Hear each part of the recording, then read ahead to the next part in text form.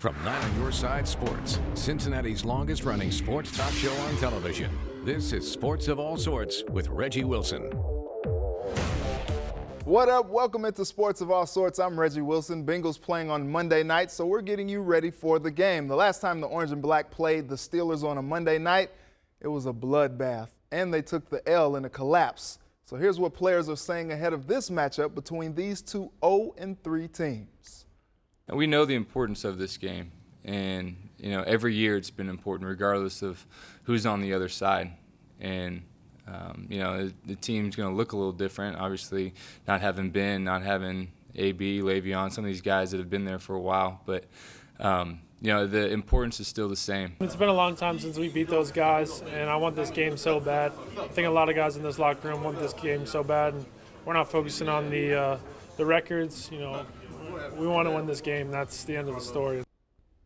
All right, I feel you, Sam. Well, I got my Bengals in the building to break down this matchup. Jim Breach, leading scorer in Bengals franchise history, and Rodney Heath, who played 3 years with the team. Fellas, what's going on? How you doing? Good. I'm good. Doing very well, Reg. How you doing tonight? I'm ready for this game tomorrow. You and me both. All right, so let's get into it. What are you guys' keys to success for the Bengals to get a W tomorrow? Because somebody has to win. Well, unless they tie, right? Well, let's see. I think get a first down. There we go. In the first half would be a good start. Mm-hmm. I think they got to run the ball. Okay. They got to stop the run, and both teams have been miserable at both. Pittsburgh has 192 yards total rushing, and the Bengals have 160 something. Mm-hmm. They're like the last 3 or 4. They're down there in the 30s. Yeah. So something's got to happen there on the run game, and they got to finish drives. They got to have a drive, and then they got to finish it. Yeah. What about you, Ryan? You also got to understand that it's a divisional game.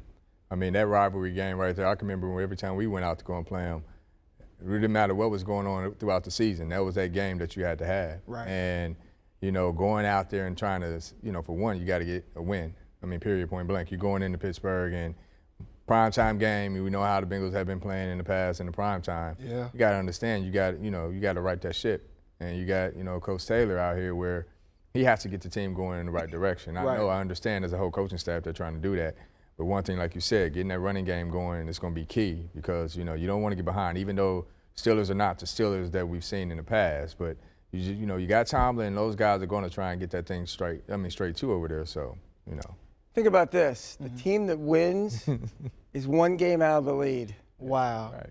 So, we're 2-0-3 teams, but there's get yourself right back into the hunt. Yeah, with the Browns beating the Ravens, that kind of evens things up. So you're right there. Right. Yeah. So Jim, with the Bengals offense, we saw last week, you mentioned getting the running game going, but we saw when the running game got going, the offense seemed to start rolling a little bit.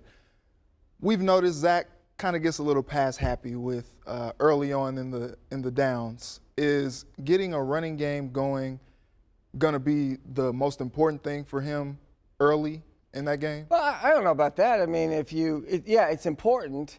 However, if they've just jamming the line of scrimmage and daring you to throw the ball, you almost have to throw it. Because if you throw it successfully and it causes them to loosen up, then you have a chance to run the ball. So I'll take whatever side that they're allowing us to do.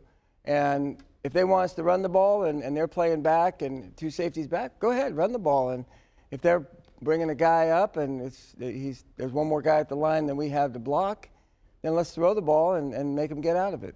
So, Andy, primetime hasn't been all that great. Do you think new coaching staff. Okay. This is all new. All right. This is brand new. Come on. Yeah, you're thinking about also you got a head coach who's an offensive coordinator first, in my opinion. So with that trade, I think, the Bengals have a better passing attack. Okay. The Steelers doesn't have Ben. They got Rudolph at quarterback, and he can only manage so much. I'm not expecting him to go out and be Ben Roethlisberger. But, what you have, I think that's the upside the Bengals do have, that, Andy can put that ball around if he can get it out quick. You can really go back to see how they did against Seattle. Mm-hmm. I think they might play better on the road. I don't know. Being at home and getting booed, and maybe that's something that can bother you sometimes, I know. And you just never know.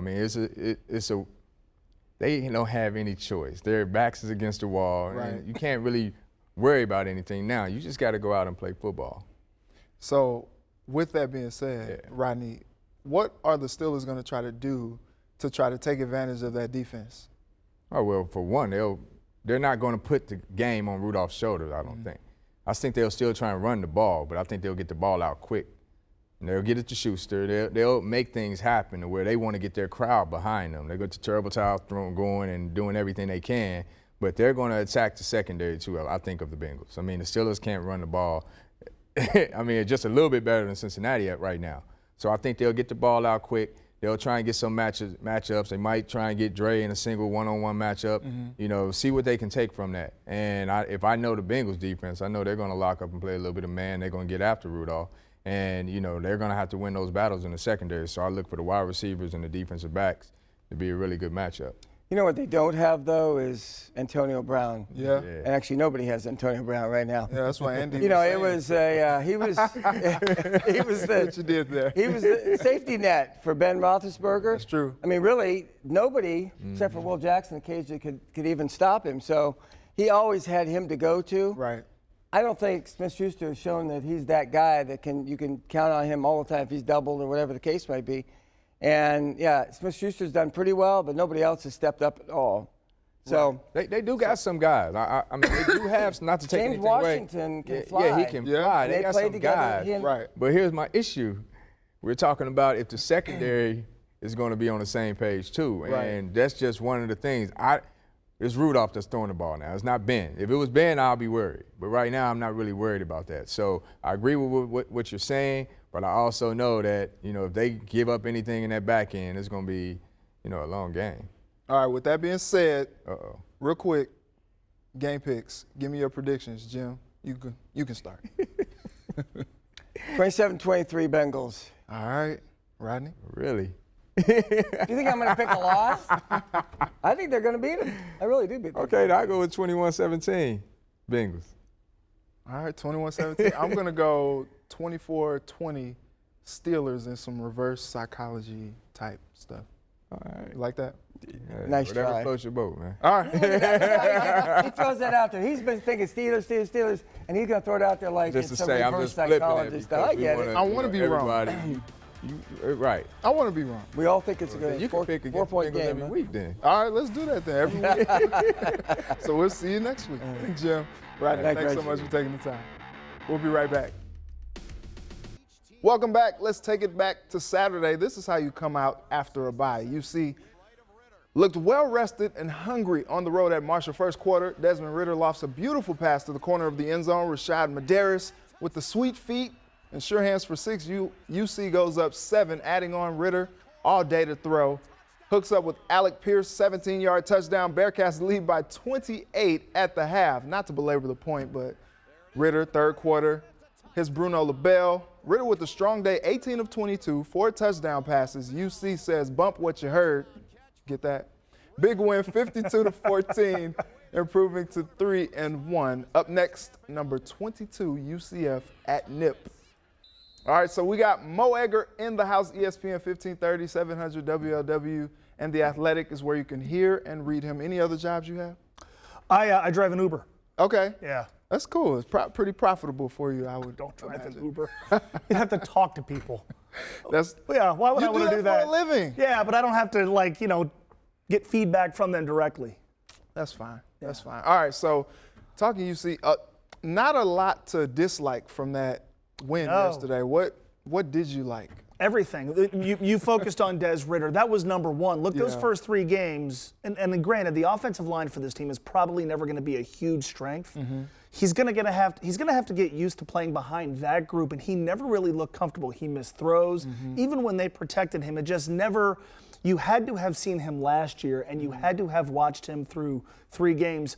I think to really understand what we're talking about, last night he looked very, very comfortable. Yeah. And it felt like the offense, the more comfortable he looks, the more that they can do. And I thought defensively they played with they played with a purpose. As cliche as that sounds last night, you got the sense when they went up 14-0, they weren't going to let Marshall back into the football game. Now, what they have coming up on Friday is an entirely different animal. Right. I think this is a good defensive team. I really do. In fact, I think they could, to a degree, challenge what last year's defense did. Statistically, they're not going to be as good. A, they got whacked by Ohio State. B, their schedule this year is more difficult. But I think in terms of just being difficult to score against, I think this defense is going to be okay. To me, it's identity of the offense, getting Michael Warren going, and most importantly for me, Des Ridder taking a step forward, and he did last night. Yeah, it seems like the team kind of goes as he goes. He's the leader of that ship. All right, so we won't talk too much about that because, like I said, it was a beat down. They didn't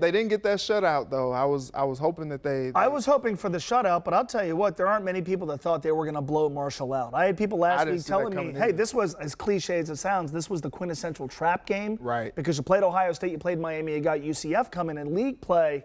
That was a big deal in Huntington. Cincinnati coming to town, and the Bearcats looked focused from the get-go. Yeah. All right, moving on. Number 22, UCF is coming in. All right, they put up 56 yesterday.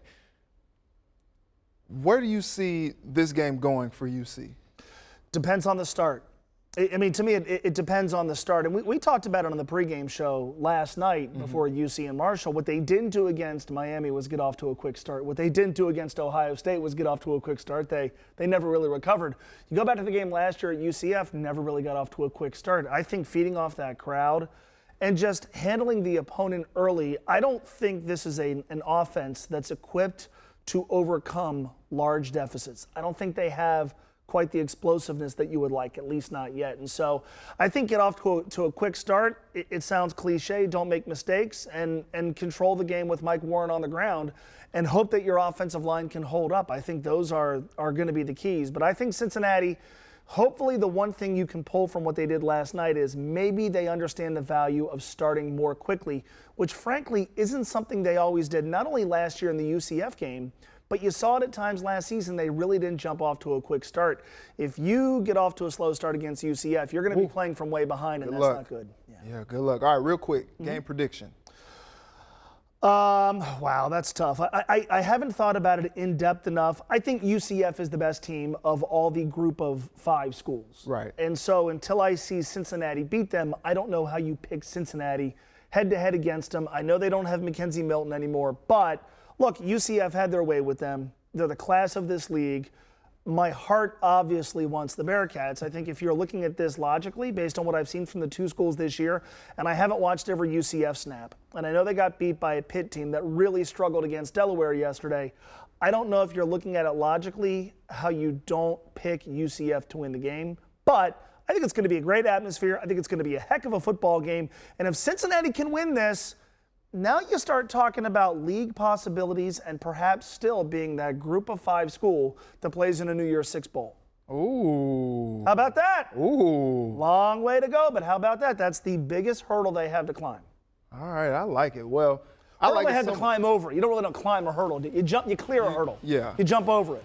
Yeah, thanks for clarifying that. No problem. Well, Mo's sticking around. We're talking Reds coming up after this. Again, I appreciate your love. It's a two-way street, and hopefully we'll see each other down the road because Amanda and I are not going anywhere. We'll be in and out of town, but I have too much invested in this city to pull up and leave like other people have done in the past. I don't anticipate and never expect to live anywhere else but this town because of how wonderful it has been to me and my 3 kids and my grandkids. It's just a very, very special place. And I hope that all of those listening and those who are in the ballpark listening to our comments understand it with a passion that I try to portray about this town. Gentlemen, I'm good to go. Ooh, goosebumps. Yeah. Mo back with me. So Bittersweet.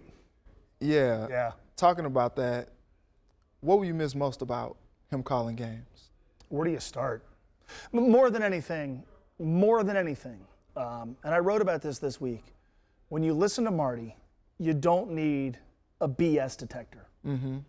Here's how I feel, like it, hate it, here's how I feel. Even on that last one, he took a little jab. He was like, I'm not going to leave like other people in the past. There's a lot of people doing what he does. Their mouthpieces, what they say what they're allowed to say, and sometimes maybe not what they want to say. And that's no indictment on anybody who's doing TV or radio for the Reds right now. It's a fine line. Yeah, there's a very fine line. And Marty, I'm sure in 1974 didn't show up and start speaking his mind. He acquired the equity to be able to do that, but he spent it. And as a listener, I think the one thing any broadcaster owes their audience is honesty. With Marty, I always got honesty. Yeah. And I watch and consume a lot, man. Whether it's reading, listening, watching. Sometimes I'm not entirely sure that I'm getting honesty. With Marty, there was never any doubt. That is what I'm going to miss more than anything. Real quick, you got a favorite Marty story that you want to share? Yeah, my favorite Marty story, I wrote something, I can't say what I wrote it about, maybe 2 years ago. It was before the season, a little bit less than 2 years ago. And I get a phone call. I'm dropping my daughter off at daycare. I see the call. It's from Marty. I'm dropping her off, so I can't answer it. I get back, and the entire time I'm getting her set, I'm like, oh, man, I'm going to get yelled at? Is he mad at me? What did I do? And he called and said, I just want to tell you, I liked what you wrote. Here's some background info. It was fair. It was to the point. I mean, come on. You know, when one of your heroes in life calls you and says, I read this and you're right on. He could have said, I read it and you're an idiot, and he would have been very, very accurate. And maybe he read stuff I wrote and he would want to say the same thing. That meant a lot to me. But no, hours and hours and hours of listening. That's of just being the soundtrack to my life. And frankly, anybody who grew up here who's wanted to be in broadcasting in any form, at some point thought, I'd like to be him. You're never going to be. And they've been inspired by him. Yeah. And so I think I could speak for a lot of people that grew up in this town or spent most of my childhood in this town that would say, you know, he is one of those people that I looked at and said, that's why I want to be in broadcasting. Wow, that's special. End of an era for one of the greatest to do it in this profession. Yes. Really is. So, all right, so let's move forward with the Reds. They wrapped up with the win. Yay. Yeah. Got that W on that last game. All right, so what do they need to do this offseason when that hot stove gets kicked up to improve this team to get to the postseason? This is another year missed out on the playoffs. Here we go. Okay, get ready. Here we go. Get better players. Oh, that's so specific. You know, a lot of people have asked me, is 2019 a success for the Reds? Because they did win more games than they had in any year since 2014. The answer is ask me in a year, because this season only worked if it's a jumping off point to something bigger and better next year. Yeah, like the year before the year. Yeah, if this was the step that they needed to take before they take the major step next year, that's it. Fine, great. But it's really hard to take the next step. I think it's harder to go from bad to okay. I think it's easier to go from bad to okay than it is to go from okay to good. I think that's the toughest step because there's only so many good players. I think you need aggressiveness from this ownership. I think you need aggressiveness from this front office. You need internal improvements. You have to hope that everything that went right this year, and there was a lot, goes right again. Yeah. And then even more stuff goes right. It's really tough. This is obviously a competitive division. And I have a sense that baseball as a whole is going to be more competitive this offseason when it comes to free agents. But you cannot get fans reinvested as they did. You can't take this step forward and say, okay, we're good. We're going to stand pat. This front office is on the clock. I think they know that. This front office and this ownership group is on the clock because if it doesn't work next year, then what did we just do this season? What are we doing? At some point, your franchise has to be about winning now. Right. Not 3 years from now, not 5 years from now, now. It's and over. that time is now. Yeah, they, built a lot of excitement coming into this season. Yeah, they accomplished their goal. Build excitement, win more games, have a fun team to watch. Okay, great. 75 and 87. 75 and 87. That's around where most of us thought. I thought they were going to win 78 games, but in that ballpark. Okay, fine. This is to me about the front office philosophy and the front office action, and being empowered by ownership to be totally aggressive. They didn't go all in last year, and it didn't make sense for them to go all in last offseason. Now, you've got people paying attention. They're running out of patience. Folks are tired of hearing about a rebuild, tired of hearing about a future, and you've got a core. You've got to win while you have Suarez in his prime. You've got to win while you have Sonny Gray. You've got to win while you have Luis Castillo. You've got to win maybe while you have Aristides Aquino. You've got to win while you have this nucleus. You've got to win while you still have Joey Votto. If not, what are we doing? And then you hit the reset button, and then it's more kicking the can down the sidewalk. I'm tired of kicking the can down the sidewalk. I'm tired of watching game 162 knowing we're done. So, yeah, it is vital. It is important that this front office takes all the good that it did last offseason and all the good that manifested itself this year, and there wasn't nearly enough, and turn that into going all in this offseason and having a team that on opening day, instead of us hoping that they could maybe contend, it's a disappointment if they don't. All right, that's real talk from Mo Egger tonight. And if Marty wants to come back, let him. Okay. Mo, thanks again. Tommy Thrall's going to do a great job. Yeah. Just like you, Reggie.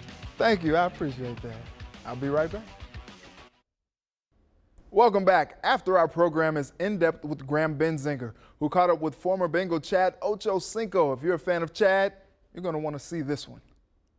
This week, we spend the day in Miami with Chad Johnson. The former NFL star opens up about his career ending after his domestic violence arrest and takes us to the Liberty City projects where he grew up. I had an entire area that made me an outcast almost in a sense. And why you? Because of the football. They can see it was something special. Plus, he surprises a fan with one of his famous video game challenges. All that's coming up next on In Depth right here on 9 on Your Side. All right, Graham, I'll be tuning into that one. It's been real, it's been fun, but we got to go. Thank you to Jim Breach, Rodney Heath, and Mo Egger for joining us tonight. Have a good night and a very blessed week.